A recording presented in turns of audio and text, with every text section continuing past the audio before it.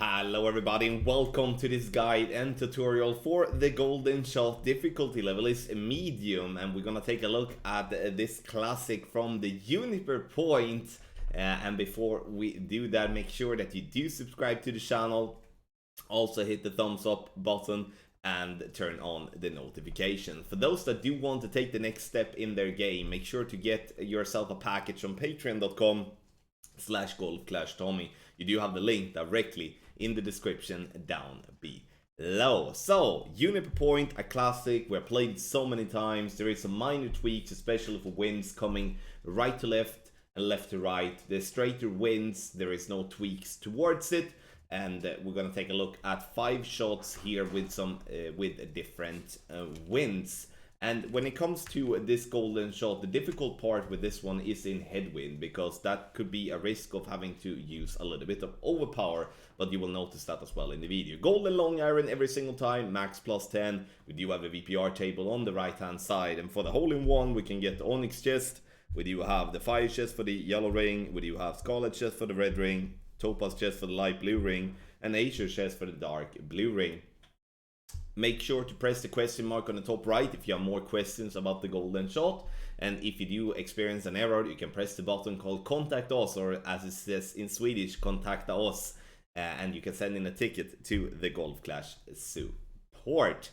Landing position is the same as we have had every single time. You will notice here it's at the top of +1 with the blue ring to the left by the sand trap line. Very simple to replicate, which is always nice when we can play a very simple landing position spot.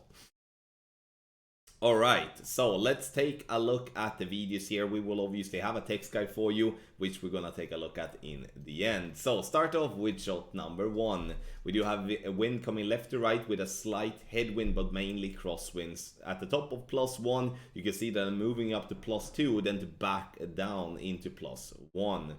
And here we go with 2.8 backspin, and I'm using 0.8 bars of left spin.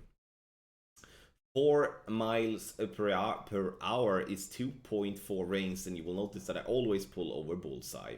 In a slight headwind like this, you're not gonna go into overpower, but if you do have more headwind than what you have crosswind, you will most likely go into overpower, and then you need to apply the overpower you adjust into. So if it's just barely into overpower, just barely add a little bit of a click of overpower to compensate for that. That's very important.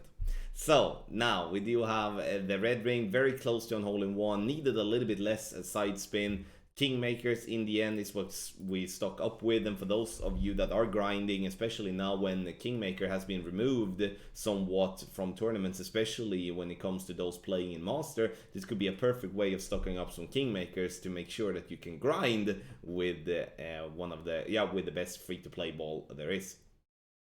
Now again, same landing spot, and we're using, in this case, for 4.2 miles per hour, 2.5 rings, pull over bullseye. And, you know, for those that may wonder why do we pull over bullseye, it's because the bullseye is blurry, very difficult to be spot on and knowing exactly how much you will adjust. Perfect ball. Bounces on the fairway, gets up here, but we don't really get the rollout. A little bit too much backspin, but we're getting the yellow ring, the fire chest. Let's see what we can do, what we can have as luck in the chest here. Extra mile claw, Thor's hammer, that's good actually. Thor's hammer is a really good club to get. So next one, southeast. So wind coming left to right with a slight headwind here. And we top of the +1, and then we're going to apply some spins, which is 2.8 backspin, and here I'm using 0.3 left spin, alright? 3.4 miles per hour is 2 rings. Now you can see that I adjusted into overpower. You can see here what I do with my ball. I move back just a little bit to add just a click of overpower. Very important. Unfortunately, I have too little side spin now. Like with the last time we had this win, we played 0.8, we had too much. And now we play 0.3 and we have too little. So 0.5 then. That's at least what we will suggest in the guide. So, and then Sniper, and then you have a Kingmaker there. And let's take a look now on the final two shots. We do have a Tailwind with a little hint of Crosswind. I would say it's more Tailwind than what it is Crosswind here at least. 3.8 backspin. I'm using just a click of side spin here, like a light 0.2 to the left. Adjustment for 3.4 miles per hour is 2 rings. And once again, we are pulling over the bullseye. Center the ball, hit perfect, and with this wind, we're gonna be very, very close, if not being lucky, to get the ball in the hole. Bouncing on the fairway. We love when the camera does like that, and we know it's gonna be close. And this one is dead center, right at pin. Beautiful hole-in-one here on the Juniper point. Let's see what we do get here now, as I've already gotten the hole-in-one here, I think. Yeah. So then it's the fire chest. So it always goes for the chest that is below. So if you have already got a hole-in-one, then you go to the yellow ring, then after that it's the red ring, etc. So last shot here now, and we do have a wind coming right to left, slight crosswind, sorry, slight tailwind, but mainly crosswind. So now set some spins after setting the position. I'm using 3 backspin and just around 0.5 bars of right spin. I judge this one to be in between the northwest and the west angle, and as we call 0.3 for northwest and we call 0.8 for west. You know, I'm going the middle ground here. I'm going 0.5. Now I need to hurry up though. I'm taking a lot of time with this pull here. Now I need to release on first go. Perfect ball.